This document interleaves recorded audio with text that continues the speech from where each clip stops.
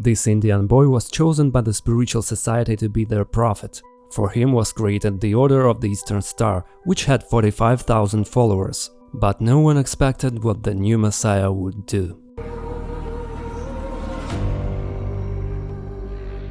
In order to tell the story, I need to make a small forward, so you can see the big picture. So, in the late 19th century, science began to supplant religion, and during that time organizations began to emerge that proposed a compromise between science and religion. The most significant was the Theosophical Society, founded in New York by Helena Blavatsky and Henry Olcott.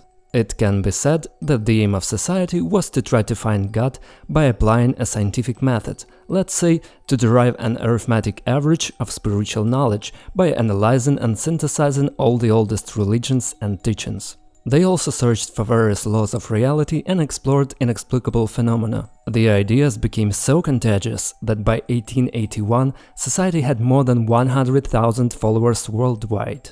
After Blavatsky's death, the society was led by Annie Besant, who until her death was the main driving force of the Theosophical Society. It is she who will often think of the prophecy of Blavatsky concerning the new Messiah, the world teacher who will be able to convey complex truth to mankind in a simple language. It's difficult to say whether she became obsessed with this idea or pragmatically decided to implement an idea that seemed to her rather promising.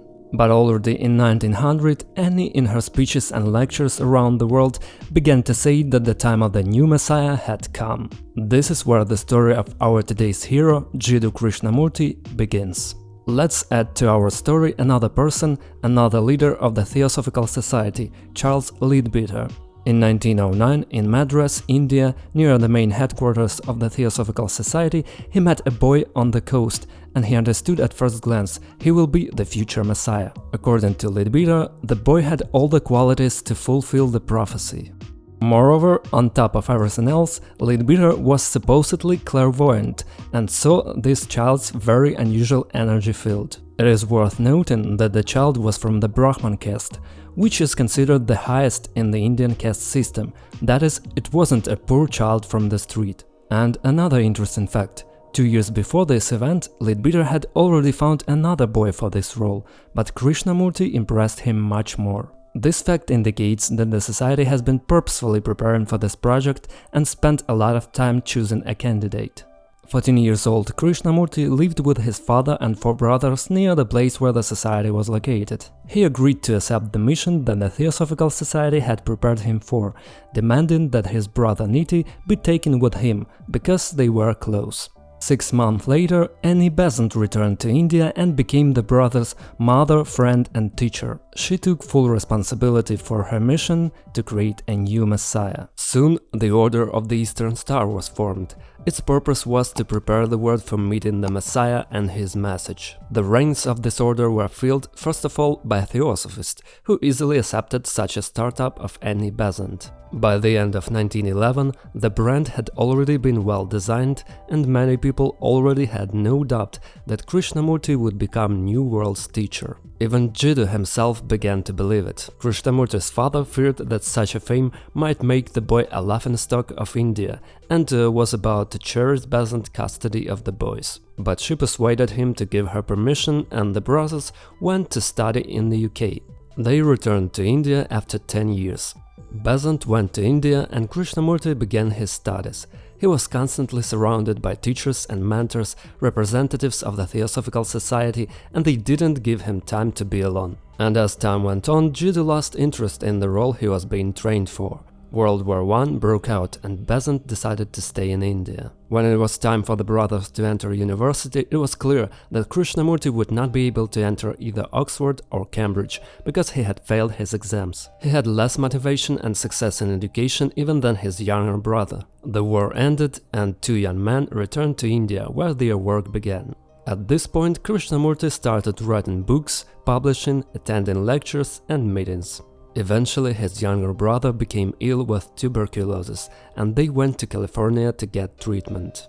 It is here, in Ohio, that Jiddu had his first unexplained attack, his first mystical experience, which lasted almost a week and changed him forever. Among Theosophists and followers of Krishnamurti, this phenomenon is called process. It is mentioned that it will be repeated periodically. Some sources say that the attack was quite explainable. They say it was a consequence of malaria, which he contracted as a child. Anyway, from now on, Jiddu has his personal, inner desire to share with the world what he has learned from this mystical experience. And this was the moment when the Theosophist problems started. It became almost impossible to control Krishnamurti. Niti has died from the flu, and Jiddu has changed even more. He became even more zealous in his struggle to convey the very truth he personally sees as important. When he spoke at the 50th anniversary of the Theosophical Society, few doubted that he was a true world teacher. At the time, the Order of the Eastern Star had 45,000 members. Over time, Jiddu's ideas moved in his direction. Krishnamurti's ideas were difficult to reconcile with the vision and ideas of not only Theosophists, but all religions, and his denial of any authority was considered dangerous to society. Thus, the society, including Theosophical, was divided into adherents and fierce opponents of Krishnamurti. On the 3rd of August 1929, at the annual meeting of the Order in the Netherlands, Krishnamurti disbanded the Order of the Eastern Star, not taking into account Besant and Leadbeater's persuasion. I maintain that truth is a pathless land, and you cannot approach it by any path whatsoever, by any religion, by any sect. That is my point of view, and I adhere to that absolutely and unconditionally. Truth, being limitless, unconditioned, unapproachable by any path whatsoever, cannot be organized, nor should any organization be formed to lead or coerce people along any particular path. So the coming of the Messiah seemed to fail. After all the years of proclamation of this coming, after emphasizing again and again the danger of rejecting the world teacher, because when he comes he must say something quite new and unexpected, something opposite to those preconceived ideas and the aspiration of the majority of men, the leaders of Theosophy one by one have gotten into the trap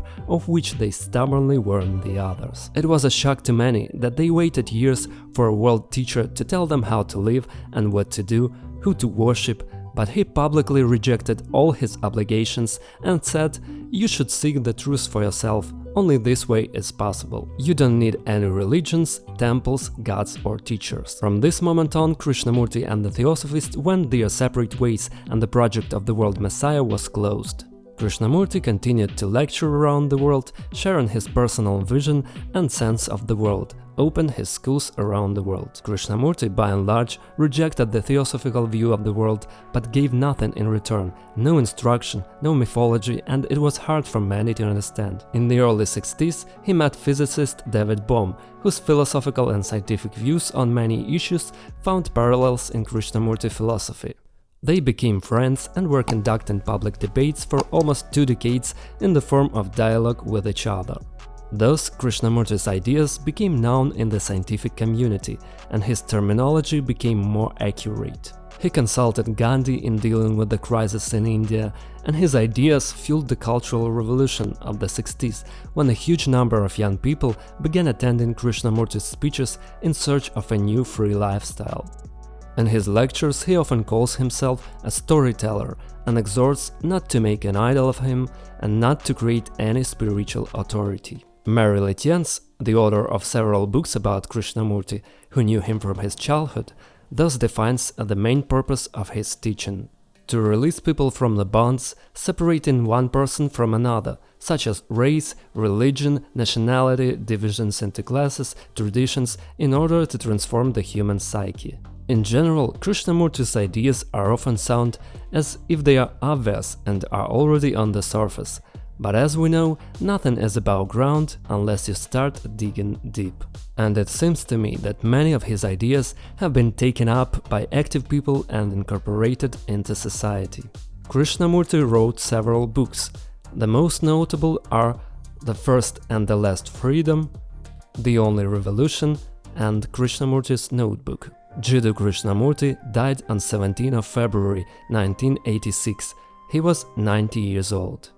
He didn't become the Messiah, nobody created the sacred books describing his life, but nevertheless, He became a great thinker and philosopher who will remain in history as an important part of the evolution of human thought. You and I can assume that a good education and the belief of many people in one child, one mortal man, can work miracles. But let's not dismiss the possibility that Leadbeater, though being the most controversial character in Theosophical Society, did see something unusual in the boy, though it is impossible to verify it somehow. A few days before his death, in a final statement, Krishnamurti persistently declared that no one, either among his associates or among others, didn't understand what had happened to Krishnamurti, nor didn't understand the teaching itself. He added, also implying the impossibility of legacy, that the immeasurable energy that had controlled him throughout his life would disappear with Krishnamurti's death.